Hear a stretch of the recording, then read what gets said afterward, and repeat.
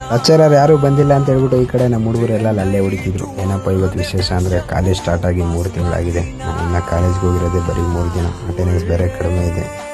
ಏನು ಮಾಡೋಣ, ಇಂಟರ್ನಲ್ಸ್ ಕೊಡ್ತಾರೆ ಹೆಂಗೋ ಒಂದೇ ಯೋಚನೆ. ಇವ್ನು ನೋಡಿದ್ರೆ ಡೈಲಿ ಕಾಲೇಜ್ಗೆ ಹೋಗ್ತಾನೆ. ಇವಾಗ ಬಾರೋ ಹೋಗೋಣ ಅಂದರೆ ಇಲ್ಲ, ಅವ್ನು ಕಾಲೇಜ್ಗೆ ಮುಗಿಸ್ಕೊಂಡು ಬಂದಿದ್ದೀನಿ ಹೋಗು ಅಂತ ಹೇಳ್ತಾ. ಸರಿ ಅಂತ ಹೇಳ್ಬಿಟ್ಟು ಈ ಕಡೆ ನಾನು ಕಾಲೇಜ್ ಕಡೆ ಬಂದೆ. ಕಾಲೇಜ್ಗೆ ಹೋಗ್ಬೇಕಾದ್ರೆ ಒಂದೇ ಅಟೆಂಡೆನ್ಸು ಮತ್ತು ಇಂಟರ್ನಲ್ಸ್ ಬೈಕ್ಗೋಸ್ಕರ ಹೋಗ್ಬೇಕಷ್ಟೆ. ಸರಿ ಕಾಲೇಜ್ ಹತ್ರ ಬಂದು ಕಾಲೇಜ್ ಹತ್ರ ಬರೋಷ್ಟೊತ್ತಿಗೆ ನಮ್ಮ ಹುಡುಗರೆಲ್ಲ ಹೋಗ್ಬಿಟ್ಟಿದ್ರು. ನಾನು ಬರೋದು ಲೇಟ್ ಆಗಿತ್ತು. ಈ ಕಡೆ ಬಂದು ನೋಡಿದ್ರೆ ಇನ್ನೂ ಲೆಕ್ಚರರೇ ಬಂದಿರಲಿಲ್ಲ. ಎಲ್ಲೆಲ್ಲ ಅಲ್ಲೇ ಹೊಡಿತಾಯಿದ್ರು. ನಾನು ಅವ್ರ ಜೊತೆ ಕೂತ್ಕೊಂಡು ಅಲ್ಲೇ ಹೊಡೆದೆ. ಅಷ್ಟೊತ್ತಿಗೆ ಟೈಮ್ ಬೇರೆ ಆಯಿತು.